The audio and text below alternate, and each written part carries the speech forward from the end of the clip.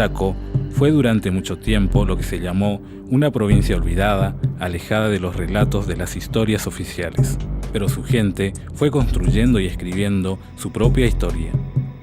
La vitalidad de la literatura chaqueña transita desde los poemas de José Adán Morfino Vénere, En gesto de soledad, y de Eloísa Zamudio, En la lámpara y el leño, a la provocativa La brasa en la mano, de Hermes Villordo.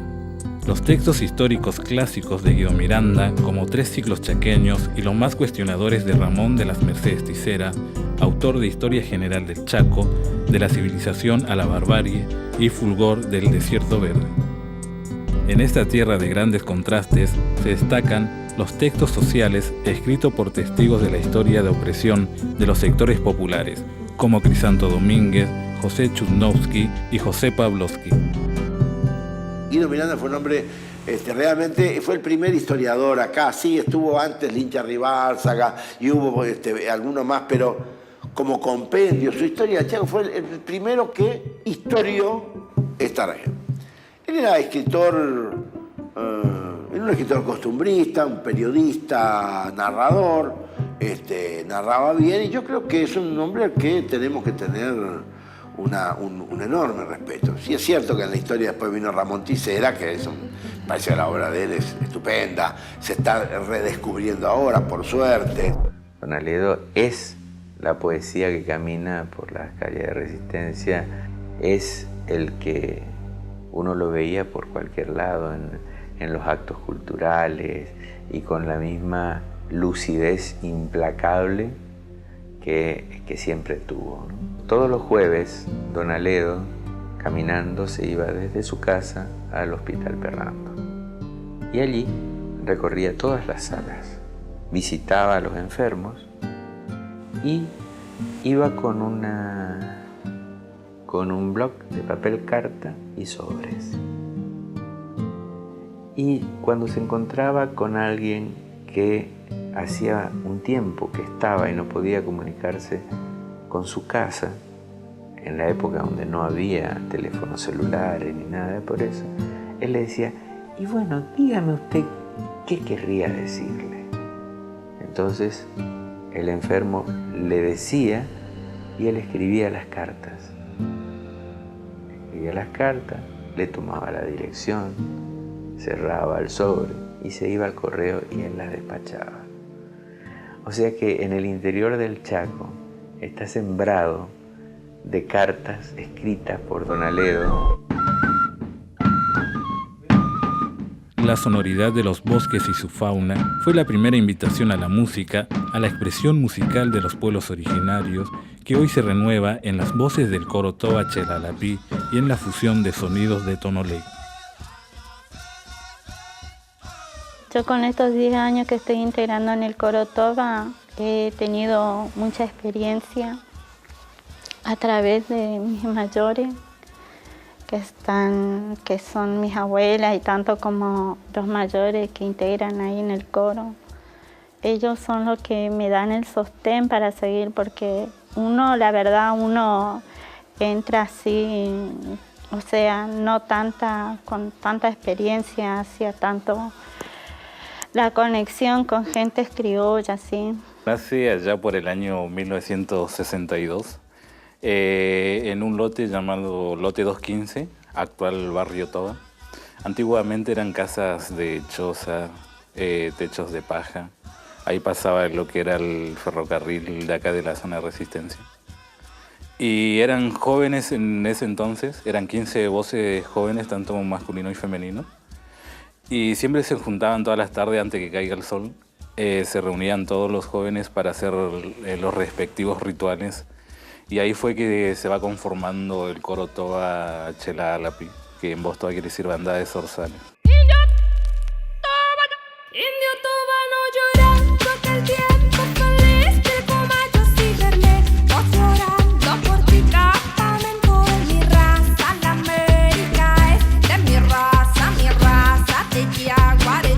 Bueno, Tonolé, que es una palabra toba, que significa ave caburé, que bueno, hay una leyenda toba de que este caburé tiene un canto hipnótico y atrae a sus presas. Y también hay una enseñanza que es que el caburé en un momento abusó de este poder que le dieron los dioses y atrapó más presas de las que necesitaba. Entonces los dioses le dieron un castigo, que fue decirle a todos los cazadores que estas plumas que tiene el caburé traen suerte. Entonces el caburé pasó de ser un pájaro hermoso a ser un pájaro desplumado y perseguido. Biqué es un violín de lata que no hace mucho fue declarado ya patrimonio cultural para el pueblo com, porque antiguamente no se usaba las latas. Nosotros adoptamos la lata porque esto viene ya de otro lado.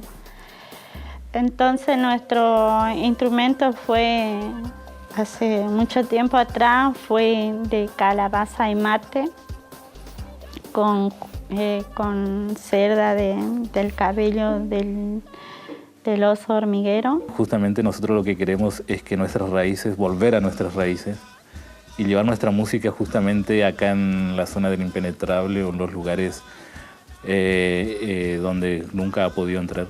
La música para todos los pueblos originarios tiene un montón de funciones dentro de su comunidad, ¿no?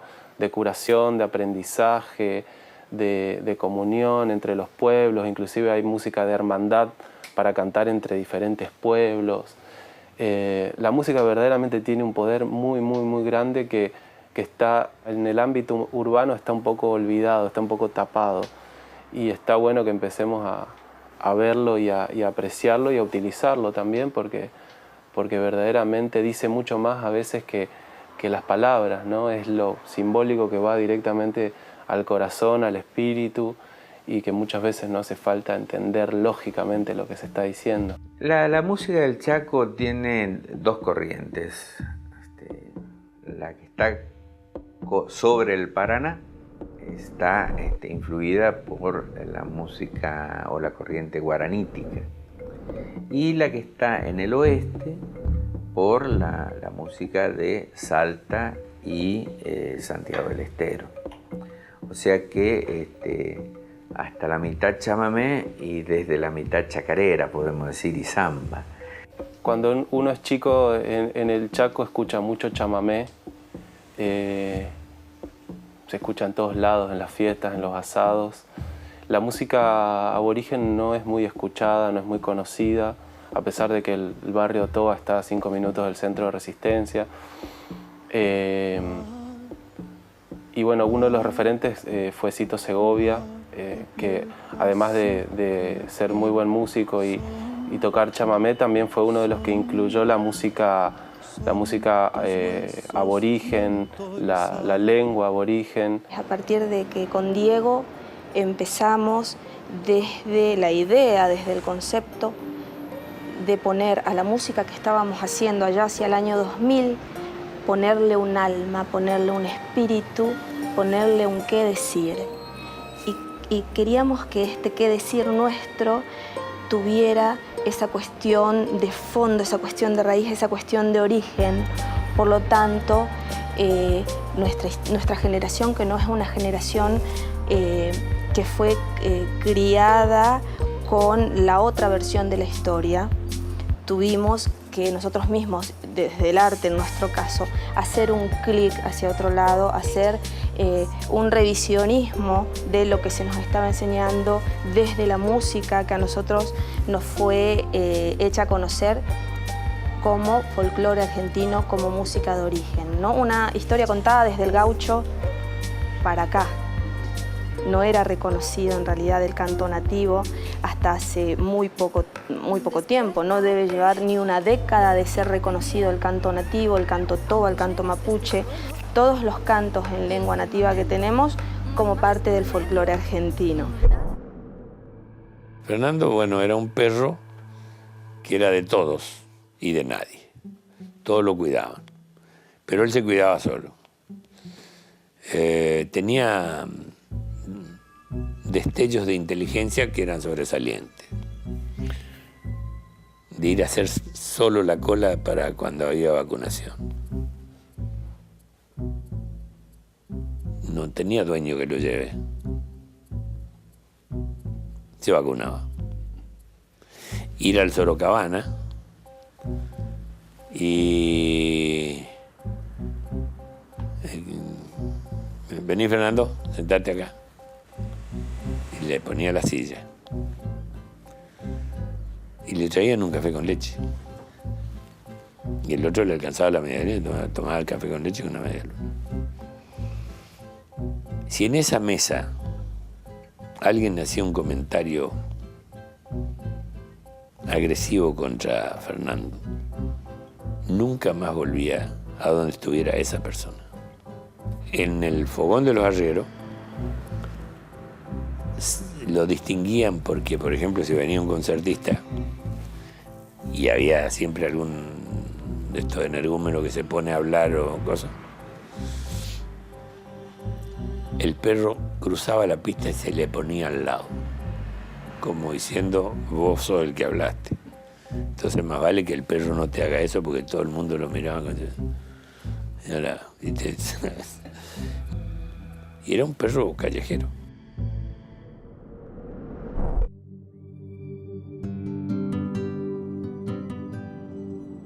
Resistencia es conocida como la ciudad de las esculturas. Sus 530 obras de arte, emplazadas en la vía pública, son admiradas y respetadas por todos sus habitantes que sienten un particular y justificado orgullo por su patrimonio artístico tan original.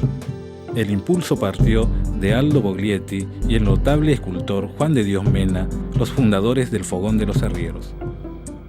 Aparecen dos locos geniales que fueron Aldo y Efraín. Yo no tuve mucha oportunidad de hablar con Aldo, sí con Efraín, que fue un poco mi padre, y que ellos le decían a los vecinos que tenían posibilidades económicas, punto, compren esculturas, regálenle a la ciudad, hagamos algo por este pueblo.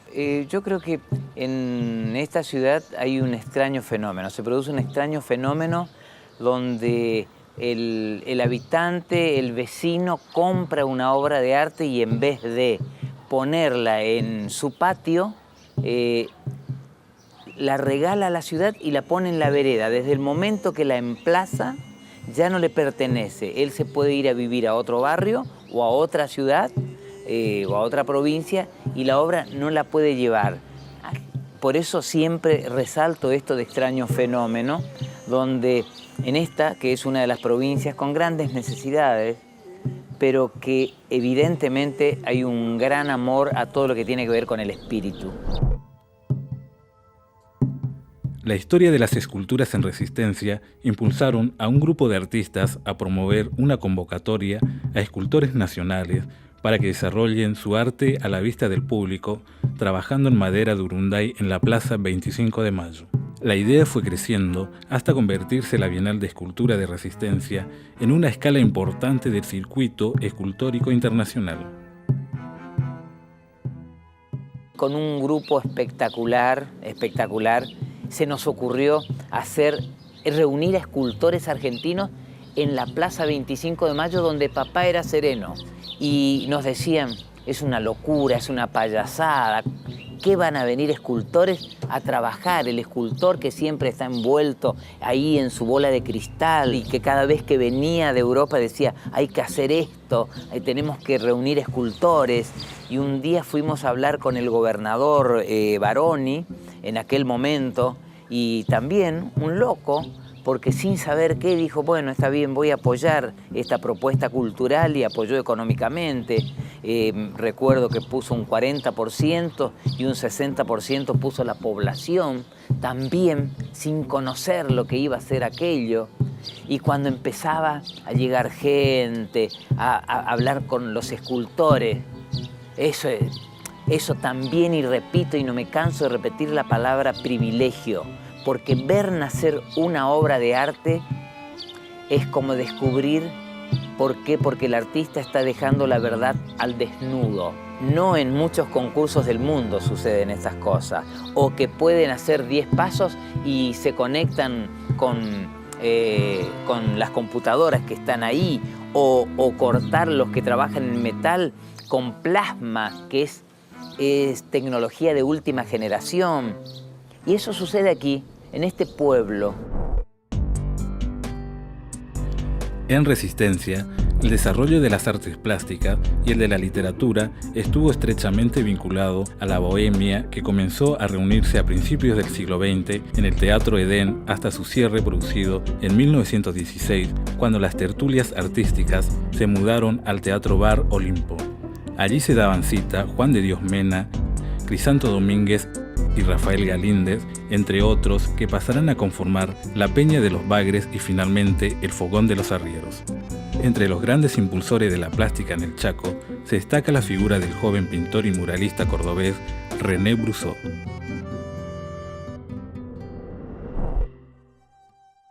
Corría el año 1943 cuando un grupo de amigos soñadores, con Aldo Boglietti a la cabeza, fundaron el Fogón de los Arrieros. Fue durante décadas el centro de reuniones de vecinos y visitantes con diferentes actividades e inquietudes artísticas y culturales. El fogón se fue transformando en taller de pintores y escultores famosos, albergando innumerables objetos de diversa índole como fotografías, artefactos exóticos, antigüedades, pinturas y esculturas de artistas como Petoruti, Páez Vilaró, Soldi y Castagnino, entre otros. René Brusó, cuyo nombre lleva el Museo de Bellas Artes de Resistencia. Él quería enseñar a sus alumnos que se expresaran a través del arte en forma totalmente libre. Entonces, lo que hacía era, en la hora de dibujo, lo sacaba a la plaza que está frente a la escuela normal. Había un director de apellido Cicuta que era muy estricto y no lo dejaba salir a René a pintar con sus alumnos y a que los alumnos se expresen. Un día sale con sus alumnos nuevamente y el director sale a la plaza y le dice que ya entren todos. Y se pelean tanto, él defendiendo la libre expresión del ser humano, que le agarra un infarto y muere sobre el escritorio del director, defendiendo que sus alumnos pudieran expresarse libremente. La tradición pictórica y muralista chaqueña, con antecedentes extraordinarios como Crisanto Domínguez, Alfredo Pértile y Menoldo Díaz, evolucionará y mantendrá su vigencia en la obra de artistas contemporáneos como Milo Loquet. Recorríamos el interior de nuestra provincia, después recorrimos el norte argentino con unas prensas de paralibro, esas prensas de paralibro que las readaptamos para hacer prensas de grabado, ¿no? Porque nos era muy práctico viajar, o sea, una prensa de grabado es una cosa gigante. Y de golpe descubrí que hacer una prensa manual para hacer el grabado era muy interesante porque era muy fácil de trasladarla y podíamos trasladar todo el taller. Y lo que hacíamos era, nos interesaba mucho dibujar, que los chicos entiendan que el dibujo de su geografía era muy importante para otros chicos de otra geografía, ¿no? Entonces como que hacíamos un intercambio de dibujos, jugábamos mucho con la imagen de los niños, digamos, de representar el que tiene montaña, que dibuje montaña y que aprenda a valorar esa montaña que tiene, ¿no? El que vive en un valle, que aprenda a valorar el valle, ¿no? El que tiene un árbol, que aprenda a valorar el árbol. O sea, darle valor a eso que está ahí. Y cuando hicimos el proyecto de las telas, que trabajamos así con muchos chicos, trabajamos en un proyecto que se llamaba La Revolución de los Niños. Y empezamos trabajando en telas que tenían 100 metros. Y la verdad que lo que más nos interesaba, que era muy gracioso porque llegamos a trabajar con 11.000 chicos en la plaza de Chaco. La última vez que lo hicimos en la plaza del Chaco. Y muy gracioso porque cuando vos decís vamos a trabajar con 10.000 chicos, todo el mundo dice, no, esto es un caos, ¿entendés? Y lo único que teníamos que hacer era decirle a los chicos que pinten lo que quieran pintar. Entonces, ¿viste? Imagínate vos que vos sos un niño y llegás y tenés la tela y te dan la pintura y tenés que jugar con la pintura. ¿entendés? No te va a portar mal, ¿viste? Me impresionaba mucho como un chico, dos chicos de distintos contextos sociales, de que hablan distintos lenguajes, digamos, cómo pueden compartir un plato de amarillo, ¿entendés? Nosotros con una pequeña formación o mucha formación no nos podemos poner de acuerdo. La discriminación de los originarios habitantes del territorio del Chaco se remonta a los tiempos de la conquista. Sus voces fueron silenciadas y su sangre derramada en crueles matanzas. Pero tras muchos años de permanente reclamo y lucha por su dignidad, que fueron generando un cambio de conciencia colectiva, las comunidades originarias recuperan su voz, su lengua y el respeto por su cultura. Bueno, el concepto de crisol de raza es un concepto que a mí me funcionó durante muchos años, como a todos los chaqueños acá. Cuando yo era chico, ahora hace mucho no lo escucho, cuando yo era chico se escuchaba un himno, creo que era el himno del Chaco, algo así, que hablaba del crisol de raza, ¿no? Y siempre hubo la idea, que era una idea, después con los años me di cuenta que era profundamente reaccionaria, pero que en la escuela de chiquitos aprendíamos la idea de que éramos un crisol de raza, ven la idea de que había una especie de caldero en el cual entraban todas las razas que habían venido al Chaco, la gran mayoría europeas, y la mezcla del mestizo o de lo que quedaba del aborigen con el europeo. El crisol es una negación, digamos, una especie de episodio mágico con el cual cocinamos todo y sale una especie de nueva estirpe. Y yo no creo que haya tal, y mucho menos una nueva raza. Creo que, como lo comprendemos hoy en términos democráticos, la diversidad es una buena cosa, y la diversidad es lo creativo, y la identidad se genera a partir del reconocimiento de la diversidad y no de su negación. Uno de los libros más estupendos, bien escrito, de un ensayista chaqueño es Fulgor del Desierto Verde. Claro, pero en cuanto a la matriz ideológica, uno dice Fulgor del Desierto Verde. ¿A qué se refiere? Al impenetrable. En el impenetrable hay personas, como lo había en el desierto, mal llamado desierto del sur patagónico. Pero no pueden ser llamadas personas aquellos que no son considerados sujetos racionales. Bueno, esa es la construcción permanente que se hizo del indio chaqueño, como en general del indio argentino.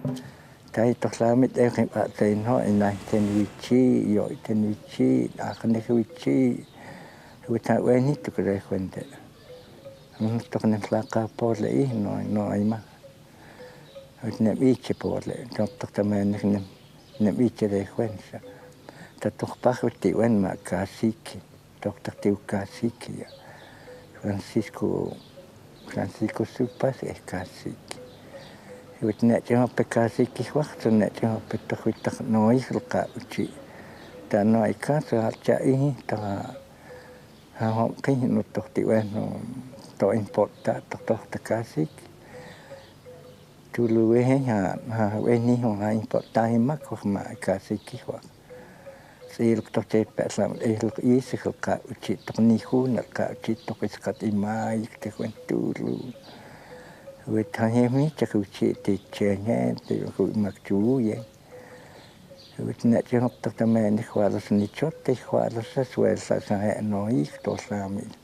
Argentina, si bien hubo un intento de exterminio de los pueblos indígenas, los pueblos indígenas estamos todavía, y lo que digo siempre, no la Argentina vieja que teníamos, más bien una Argentina nueva, una Argentina donde Argentina no puede funcionar sin nosotros, o sea, los pueblos indígenas. La Argentina tiene que cambiar a través de lo que le llamo yo la interculturalidad. Luego la pelea, por ejemplo, en el caso de nosotros, la personalidad jurídica, que hoy lo estamos logrando a través de nuestra identidad, a través de la oficialización de la lengua, la biodiversidad, tierra y territorio. Esas son las metas fundamentales de los pueblos indígenas en Argentina. Yo veo a muchos compañeros indígenas como sujetos de su propio cambio, y eso es imparable. Mi sensación, mi impresión o mi convicción es que nos tenemos que empezar a correr muchos de nosotros. Porque vos tenés, por ejemplo, el pueblo Toba, que viene migrando hacia grandes ciudades muy fuertemente desde la década de 1980 a ahora. Y entonces, obviamente, si vos vivís en una ciudad como Rosario o como Resistencia, tenés un trabajo 8 horas por día, donde situaciones de habla donde solamente se habla español, obviamente vas a ser bilingüe, y con toda la presión de discriminación que hay, con una educación que discrimina a las lenguas indígenas por considerarlas poco aptas para la vida social y económica y el progreso, entonces se va cortando esa cadena de transmisión intergeneracional. Por ejemplo, yo soy Juan Carlos y es porque mi padre me llamó así, digamos, me puso un nombre y va a anotar Martínez para colmo, digamos, ¿no? Que no es un apellido indígena, nosotros somos Machini, no Martínez. Lo que pasa es que el registro cuando escuchó dijo no existe Machini, Martínez tiene que ser, y lo puso Martínez. Los Tobas, que los conocía de la esquina, que mi padrino siempre me decía, porque quedaban sentados, ellos nunca piden, están sentados donde antes había un árbol que le daba fruto, pero que ahora había un blanco, como una casa. Entonces ellos se sentaban, y eso me lo explicó Francisco Ferrer. Me dice, están esperando que el que le sacó esa planta le dé algo a cambio, pero no piden. Yo creo que Dios no quiere que perdamos. Y vamos a seguir luchando y vamos a seguir rogando a Dios que nos acompañe, que nos mande gente que sepan enfrentar todas las situaciones que tenemos. Y nosotros mismos vamos a tratar de acompañar. Y nosotros como indígenas razonamos que buenos y malos hay en toda sociedad, no es patrimonio exclusivo de un grupo social. Y entonces yo encuentro gente hoy, es ignorante porque no hizo a lo mejor secundario, terciario, no tiene una formación ni siquiera académica, pero vos lo mirás y el señor o la señora o el chico discrimina, y entonces te pones a preguntar ¿dónde aprendió? Si lo aprendió en la casa, en la familia, porque sus padres hicieron a lo mejor un primario y en el primario se le inculcó que los indios vivían o eran salvajes siempre en tiempo pasado. Por eso yo creo que es tiempo de que debemos descolonizarnos de eso, ¿no? Y empezar a construir entre todos una Argentina más igualitaria y sin discriminación. Los pueblos originarios van tomando la voz en la provincia del Chaco, ya no solamente para defenderse de los permanentes ataques de los relatos oficiales sobre su pasado y su presente cultural, sino para transmitir su visión del mundo y de la historia en el marco de una educación bilingüe. Nosotros, los docentes de la provincia, hemos trabajado mucho después de las investigaciones con los ancianos, no a modificar, sino a incorporar contenidos curriculares que tengan que ver con la cultura nuestra, ¿no? Incluso de tratar de entender lo que significa, porque hay mucho choque, hay mucha confusión, hay mucha imposición del maestro blanco, impone la cultura, no con mala intención, lo impone intencionalmente, pero sí sabemos que lo está imponiendo de la entrada de la escuela hasta la salida. En la escuela donde yo terminé primario, justamente en Apalpí, jamás me hablaron de la masacre en Apalpí. Y eso se escuchaba en casa, de la masacre, de la matanza, pero en mi escuela jamás me mencionaron. Y sin embargo veía la imagen de Sarmiento ahí que todos los días teníamos que cantarle. Cuando se le cuenta, él está adquiriendo otra historia y no la propia. Hoy conoce qué hizo Colón o los próceres como Sarmiento y se le saluda y se hace acto, mientras que a su cacique que murieron por salvarle a ellos, por eso existimos, no saben qué día, ni quién fue, ni dónde fue. Entonces esos contenidos tratamos ahora estamos empezando a incluir. Nosotros también nos dimos cuenta de que nosotros también tenemos nuestros propios relatos de nuestros ancestros, que eso también dejan enseñanza para los chicos. Y por medio de esos relatos hacemos títeres, los disfraces, hacer teatro. Y también cuando termina de contar esos relatos y deja enseñanza para cada chico. Nosotros del pueblo Com tenemos más o menos 17 tipos de fonética o parcialidades dentro de la misma comunidad. Y siempre fue variando en cuanto a por ejemplo, la zona de Resistencia lo hemos incorporado o le hemos puesto al castellano en algunas cosas en el Com. Nosotros, por ejemplo, para nosotros el caballo no existe, pero buscamos un nombre parecido a lo que sea el caballo, un burro. Axená, por ejemplo, es un burro, pero eso se refiere más al castellano que el mismo idioma. La familia lingüística guaycurú son lenguas hermanas entre sí. Hoy en día se habla el toba, el pilagá y el mocoví. Mientras que en la familia mataco-mataguaya tenés, por ejemplo, el wichí, que es una lengua que no ha perdido esa continuidad geográfica. Entonces vos tenés una serie de dialectos que van desde la mitad de las provincias de Chaco y Formosa hacia el norte, hacia Bolivia, ¿no es cierto? Y es toda una unidad que en los extremos por ahí les cuesta entenderse. En nuestro caso de Pampa del Indio, los chicos no pierden todavía su idioma, mantienen su lengua materna. Pero en cambio acá en Resistencia los chicos pierden su lengua materna. Hablan más en castellano que en su propia lengua. Y esa es la lucha que tenemos también para nosotros, que no pierda ese idioma, su propia lengua, que no se pierda. A eso queríamos llegar nosotros. Por eso que estamos difundiendo esto, revalorizar nuestra propia cultura. Otros valores son la música, los cantos, las danzas. Y también existen los valores y las normas. Anteriormente siempre eso se realiza haciendo oralmente, digamos. Siempre fue de transmisión oral. Todos lo hacen en presente, porque como ellos no tienen registros escritos, los abuelos de las tribus, de los pueblos Com, Huichí y Mocoy, son las bibliotecas de los pueblos. Entonces, bueno, se juntan y ellos van relatando. Lo van relatando en primera persona. Entonces, hay algunas cosas que uno no sabe a ciencia cierta cuándo ocurrieron, pero ocurrieron. La historia oficial no cuenta casi la historia, o la academia no cuenta casi la historia indígena. Y uno que vive casi a diario con ancianos indígenas saben que son bibliotecas vivientes, con un bagaje de historias colectivas y personales que ojalá se puedan rescatar y ojalá la puedan rescatar ellos. Que nos cuenten, al menos, aunque son culturas agrafas, digo, que nos cuenten ellos y dejen para la posteridad la historia que tienen adentro y que son muy valiosas. Eso vale para los guaraníes, vale para los pilagá, los toba. Hay historias muy duras y muy ricas que se van perdiendo cada vez que muere una biblioteca que es un anciano indígena. La oficialización de las lenguas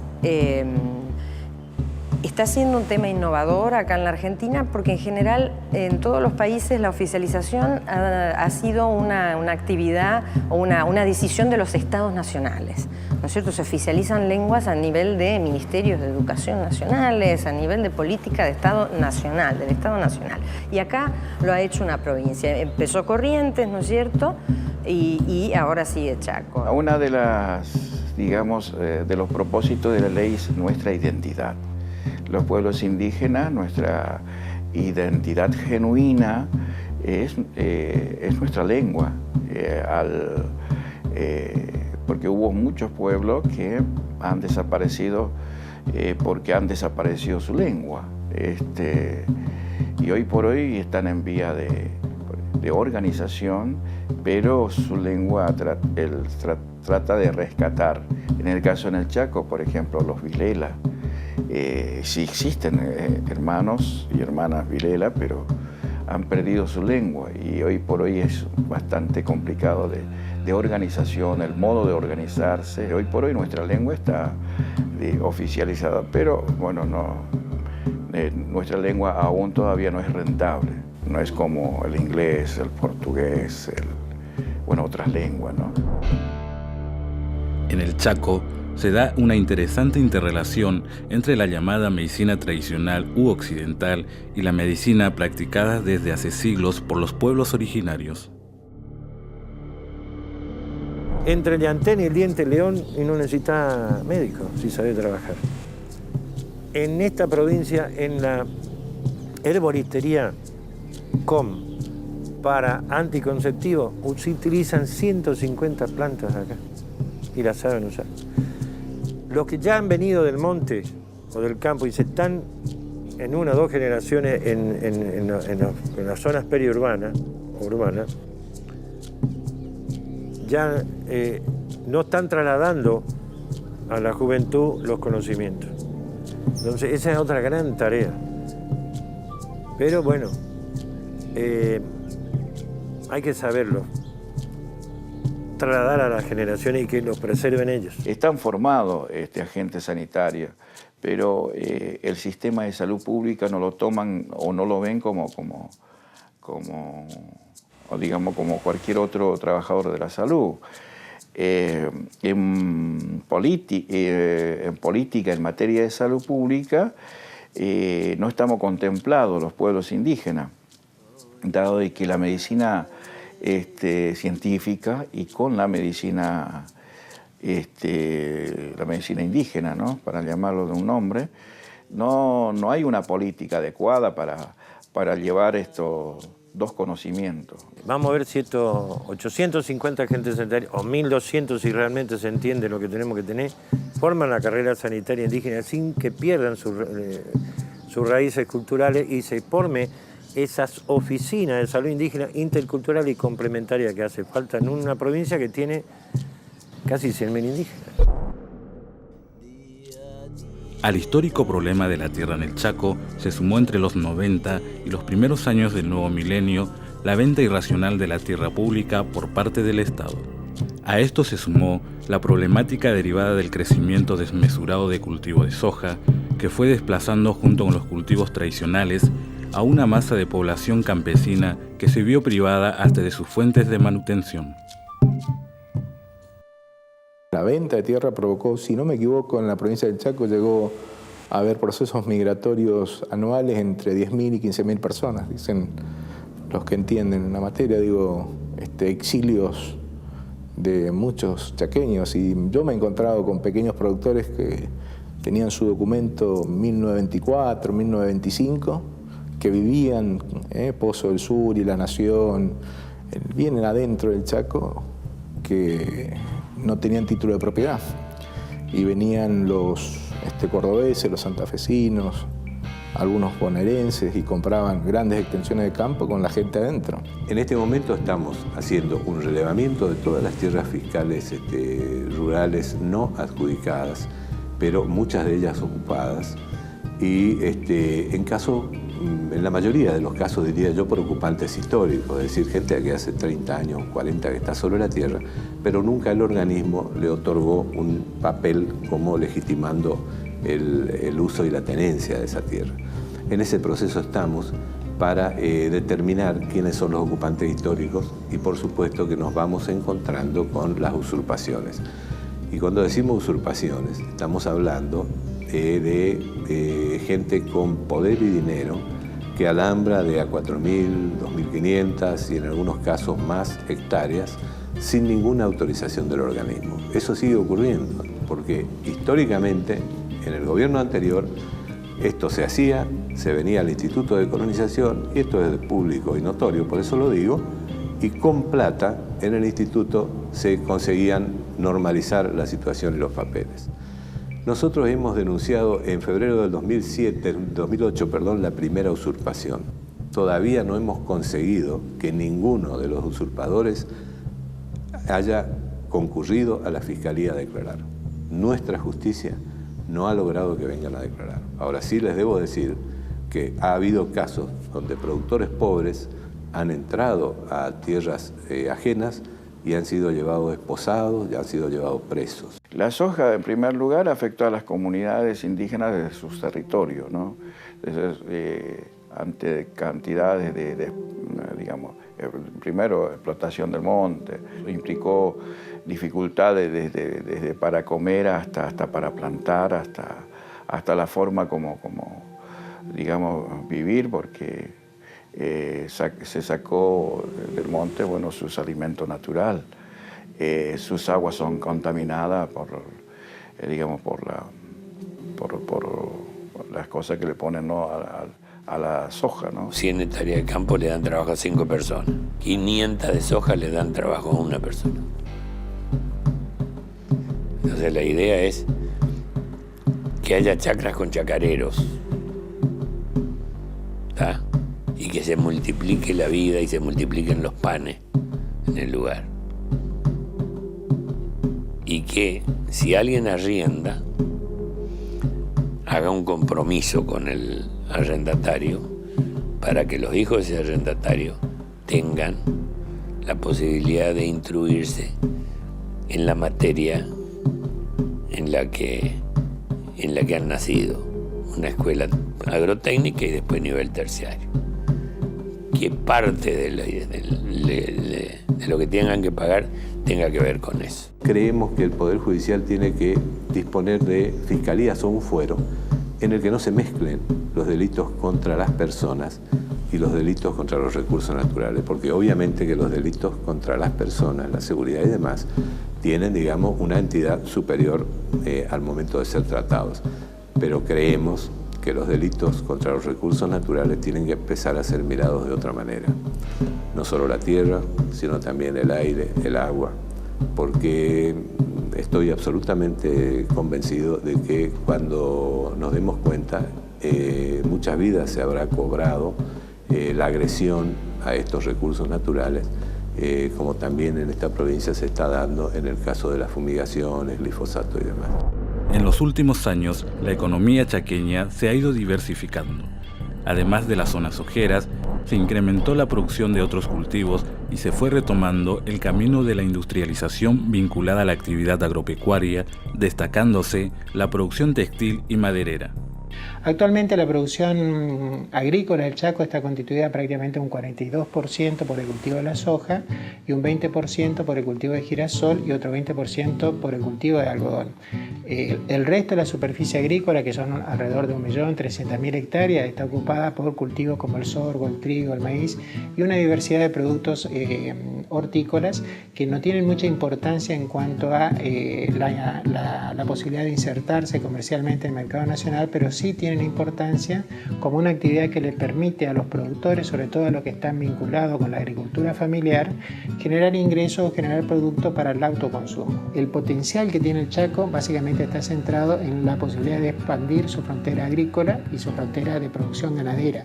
Esta posibilidad se puede hacer en el marco de la Ley de Ordenamiento Territorial de los Montes Nativos, que fue sancionada el año pasado, que establece áreas de producción o áreas de protección o de tratamiento particular para el monte, en donde en algunos casos la explotación del monte está permitida, en otros está restringida y en otros está prohibida. Y hay una diversidad de industrias, probablemente la industria textil es la más desarrollada. La fibra de algodón se procesaba en otras regiones del país y ahora se empezó nuevamente a procesar en la provincia del Chaco, mejorando este aspecto que hablábamos recién de la integración territorial de la cadena de valor. Aparte de la industria textil que se está desarrollando, tenemos la industria frigorífica, la industria vinculada con el aprovechamiento del ganado bovino, del ganado caprino fundamentalmente. Tenemos todo lo que es la industria vinculada a la primera y segunda transformación de la madera. Y después todo lo que es la industria del mueble, del aserrado, de la primera y segunda transformación de la madera, de carpintería. Es decir, hay una actividad industrial vinculada también con otras actividades como es la construcción. En este sentido, lo que estamos tratando de hacer es favorecer la integración y armar redes de proveedores que vinculen la actividad industrial con la construcción, porque gran parte de los insumos que utilizados, desde los ladrillos utilizados para la construcción de las casas hasta las aberturas, puertas, ventanas, muebles, provienen de la industria chaqueña. Por lo tanto, el Chaco, con esto de la integración territorial de las cadenas de valor, también tiene esta implicancia económica, que es incrementar su inserción en el mercado internacional a partir de la exportación de productos con valor agregado, que ese es un poco el desafío que estamos enfrentando, el transformar la provincia en una provincia que tiene un perfil exportador primario a tener una provincia con un perfil exportador agroindustrial. Es bueno que la gente conozca una provincia que tiene distintas geografía, aunque es de la llanura boscosa, y que tiene distintas influencias por las culturas que vinieron y se instalaron. Así que te vas a encontrar más los aportes regionales que nosotros estamos muy agradecidos de santiagueños, correntinos. Así que es bueno que la gente conozca una provincia que todavía tiene mucho para dar. Hoy el Chaco mira esperanzado el futuro enraizado en una historia plena de contrastes, ideas y luchas. La historia de un pueblo que ni en las peores circunstancias se dio por vencido. Esa misma historia nos recuerda la presencia de múltiples culturas, cada una de las cuales ha dejado su impronta sin desaparecer ni fundirse, como se dijo tantas veces, en un crisol de razas.